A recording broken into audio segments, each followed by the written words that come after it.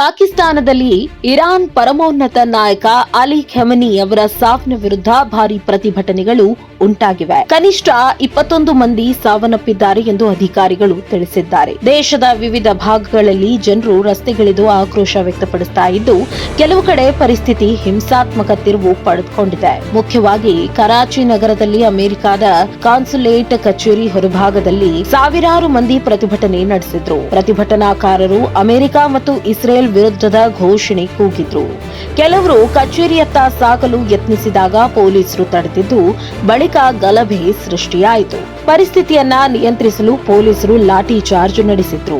ಇಸ್ಲಾಮಾಬಾದ್ ಸೇರಿದಂತೆ ಹಲವಾರು ಪ್ರಮುಖ ನಗರಗಳಲ್ಲಿ ಕೂಡ ಉದ್ವಿಗ್ನತೆ ಹೆಚ್ಚಾಯಿತು.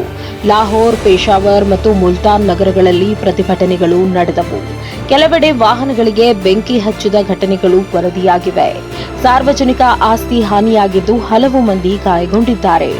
ಉತ್ತರ ಭಾಗದ ಗಿಲ್ಗಿಟ್ ಬಲ್ಟಿಸ್ತಾನ್ ಪ್ರದೇಶದಲ್ಲಿಯೂ ಕೂಡ ಪ್ರತಿಭಟನೆಗಳು ಉಗ್ರ ಸ್ವರೂಪ ಪಡೆದುಕೊಂಡವು. ರಸ್ತೆ ಬಂದ್ ಮಾಡೋದು, ಸರ್ಕಾರಿ ಕಚೇರಿಗಳ ಎದುರು ಧರಣಿ ನಡೆಸೋದು ಸೇರಿದಂತೆ ಹಲವು ಕ್ರಮಗಳನ್ನು ಕೈಗೊಳ್ಳಲಾಯಿತು. ಸ್ಥಳೀಯ ಅಧಿಕಾರಿಗಳ ಪ್ರಕಾರ ಈ ಭಾಗದಲ್ಲಿಯೇ ಹೆಚ್ಚು ಸಾವು ನೋವು ಸಂಭವಿಸಿದೆ. ಈ ಪ್ರತಿಭಟನೆಗಳು ನಿಯಂತ್ರಣ ತಪ್ಪಿದ ಹಿನ್ನೆಲೆಯಲ್ಲಿ ಪಾಕಿಸ್ತಾನ ಸರ್ಕಾರ ಭದ್ರತೆಯನ್ನ ಕಠಿಣಗೊಳಿಸಿದೆ.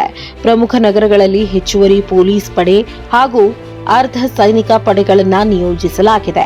ಯಾವುದೇ ಅಶಾಂತಿ ಉಂಟಾಗದಂತೆ ಕಟ್ಟುನಿಟ್ಟಿನ ಕ್ರಮಗಳನ್ನು ಜಾರಿಗೊಳಿಸಲಾಗಿದೆ. ಕೆಲವು ಪ್ರದೇಶಗಳಲ್ಲಿ ಇಂಟರ್ನೆಟ್ ಸೇವೆ ತಾತ್ಕಾಲಿಕವಾಗಿ ಸ್ಥಗಿತಗೊಳಿಸಲಾಗಿದೆ ಎಂಬ ವರದಿಗಳು ಕೇಳಿಬಂದಿವೆ. ಪಾಕಿಸ್ತಾನದ ರಾಷ್ಟ್ರಪತಿ ಆಸಿಫ್ ಅಲ್ ಜರ್ದಾರಿ ಖಮೆನಿ ಅವರ ನಿಧನದ ಬಗ್ಗೆ ಸಂತಾಪ ಸೂಚಿಸಿದ್ದು, ಇರಾನ್ ಜನರ ನೋವಿನಲ್ಲಿ ಪಾಕಿಸ್ತಾನ ಕೂಡ ಭಾಗಿಯಾಗುತ್ತದೆ ಎಂದು ಹೇಳಿದ್ದಾರೆ.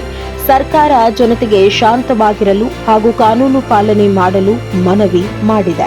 ಒಟ್ಟಾರೆ ಖಮೆನಿ ಸಾವಿನ ಬಳಿಕ ಪಾಕಿಸ್ತಾನದಲ್ಲಿ ಉಂಟಾದ ಪ್ರತಿಭಟನೆಗಳು ದೇಶದ ಕಾನೂನು ಸುವ್ಯವಸ್ಥೆಗೆ ದೊಡ್ಡ ಸವಾಲಾಗಿ ಪರಿಣಮಿಸಿವೆ.